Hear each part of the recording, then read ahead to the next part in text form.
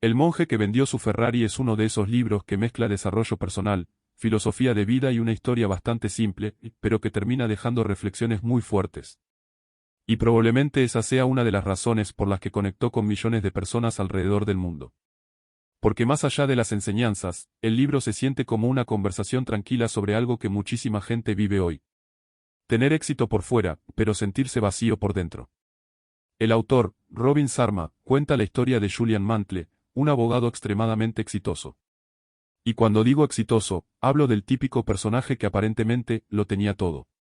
Dinero. Prestigio. Un Ferrari rojo espectacular. Relojes caros. Una mansión enorme. Y una carrera que impresionaba a cualquiera. Desde afuera parecía haber ganado el juego de la vida. Pero por dentro, estaba destruido. Vivía estresado constantemente. Dormía poco. Trabajaba obsesivamente. Su salud estaba cada vez peor. Y emocionalmente se sentía vacío. Y sinceramente, esa parte probablemente conecte muchísimo con muchas personas hoy. Porque vivimos en una sociedad donde muchas veces se admira tanto el éxito externo, que casi nadie pregunta si la persona realmente es feliz.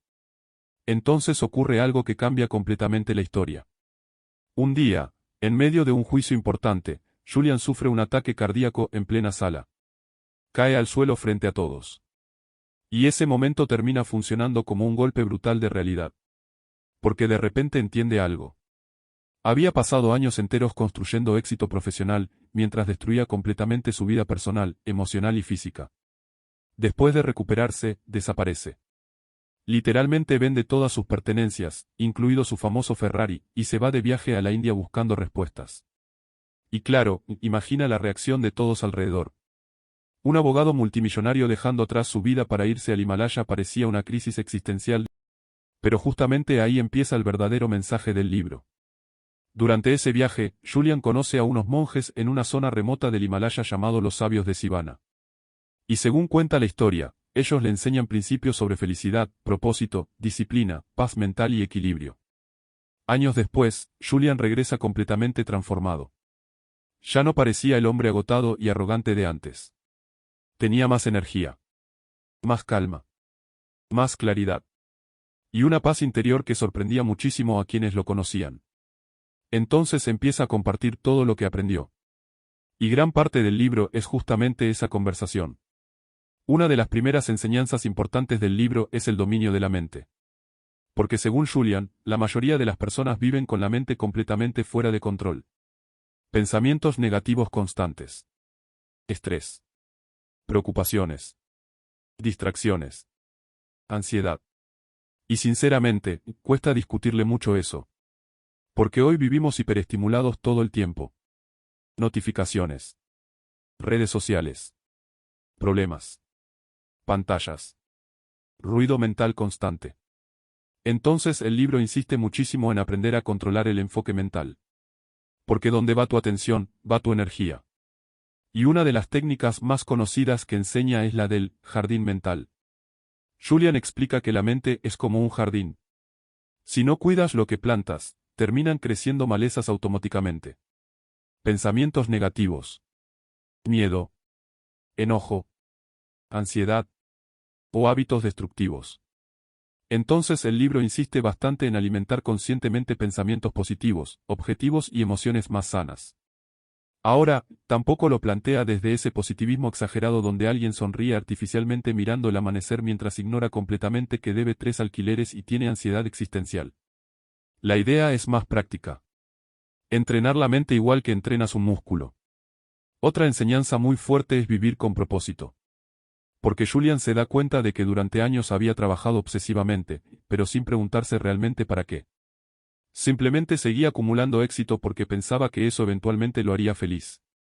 Y sinceramente eso le pasa a muchísima gente. Persiguen metas automáticamente. Más dinero. Más reconocimiento. Más cosas. Más estatus. Pero nunca se detienen a preguntarse. ¿La vida que estoy construyendo realmente me hace sentir pleno? El libro deja bastante claro que lograr cosas externas no garantiza paz interior. Otra parte muy interesante es cuando Julian habla sobre la importancia de la disciplina. Porque muchas personas esperan sentirse motivadas para recién actuar. Pero los monjes le enseñan algo distinto. La disciplina crea libertad. Y eso parece contradictorio al principio. Pero tiene sentido. Porque alguien que controla sus hábitos, emociones y decisiones, termina teniendo muchísimo más control sobre su vida. Mientras que alguien dominado constantemente por impulsos, distracciones o emociones, termina sintiéndose atrapado. El libro también habla muchísimo sobre el tiempo. Y sinceramente esta parte pega fuerte. Porque Julian comprende que había vivido años enteros completamente desconectado del presente. Siempre trabajando para el futuro. Corriendo. Apurado. Estrés constante. Y en medio de toda esa velocidad, la vida se le estaba escapando. Entonces los monjes le enseñan a valorar muchísimo más el momento presente. Disfrutar cosas simples. Escuchar realmente a las personas. Respirar. Conectar con el ahora. Y aunque suene simple, probablemente sea una de las cosas más difíciles hoy. Porque muchísima gente vive mentalmente en otro lado todo el tiempo. Otra enseñanza importante es el cuidado del cuerpo. Porque Julian prácticamente había destruido su salud por obsesionarse con el trabajo. Dormía mal. Comía mal. Vivía agotado. Entonces el libro insiste bastante en que el cuerpo y la mente están completamente conectados. Hacer ejercicio. Descansar. Alimentarse mejor. Y cuidar la energía física no son detalles menores. Influyen muchísimo en cómo pensamos y vivimos. Y sinceramente, esto hoy se nota muchísimo. Hay personas intentando resolver problemas emocionales enormes mientras duermen 4 horas, viven estresadas y sobreviven a café y ansiedad como si fueran una startup humana en crisis permanente. Otra historia interesante del libro es cuando Julian aprende el valor del silencio y la soledad. Porque durante años había vivido rodeado de ruido constante. Trabajo. Teléfonos. Personas. Presión. Problemas. Y recién cuando empieza a pasar tiempo solo, en silencio y reflexionando, comienza realmente a entenderse a sí mismo. Y sinceramente eso también da bastante miedo hoy. Porque muchas personas evitan completamente quedarse a solas con sus pensamientos. Necesitan distracción constante. Entonces el libro deja una reflexión fuerte. Si nunca te detienes realmente, quizás nunca llegues a escucharte de verdad. Otra enseñanza muy conocida es el símbolo del faro. Los monjes le enseñan que las personas necesitan un propósito claro en la vida. Porque cuando alguien no sabe hacia dónde va, termina viviendo en automático. Y eso probablemente explique muchísimo de por qué tanta gente se siente perdida incluso teniendo éxito. Porque avanzar rápido no sirve de mucho si no sabes hacia dónde estás yendo. Otra parte muy poderosa del libro es la importancia de servir a los demás. Julian descubre que gran parte de la felicidad real no venía de acumular cosas, sino de contribuir, ayudar y generar impacto positivo. Y esto cambia bastante la visión clásica del éxito. Porque muchas veces la sociedad vende la idea de que felicidad iguala más dinero, más lujo, más reconocimiento. Pero el libro plantea algo diferente.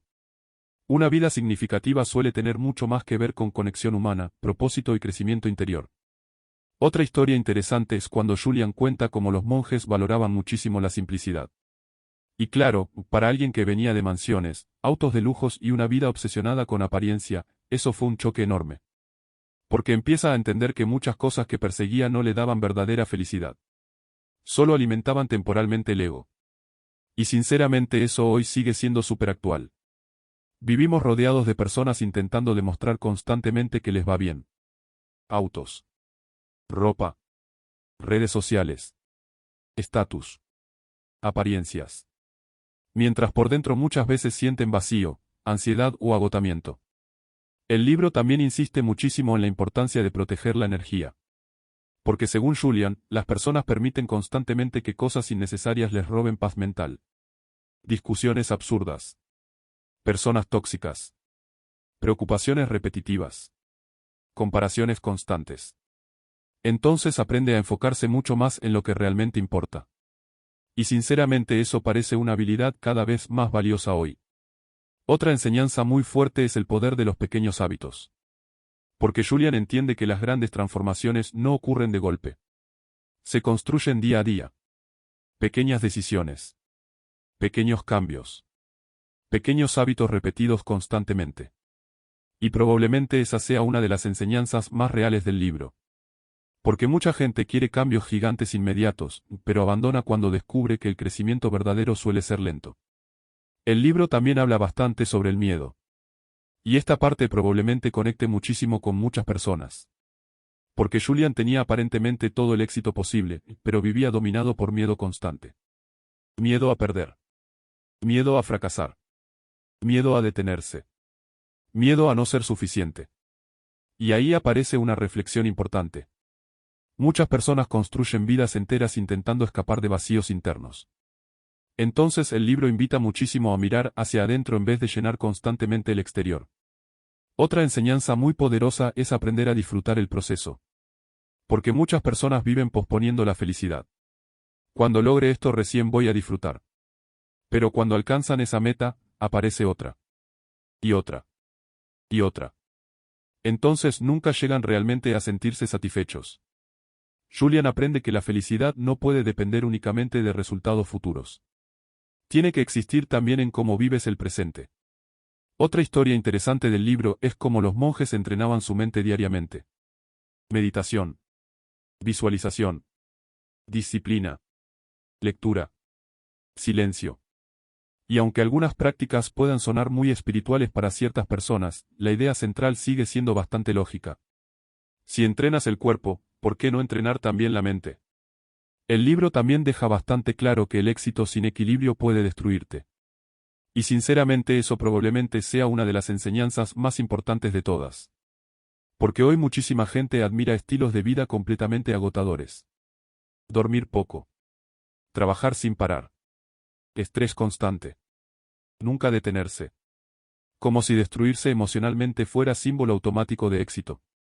Y el libro cuestiona muchísimo esa idea.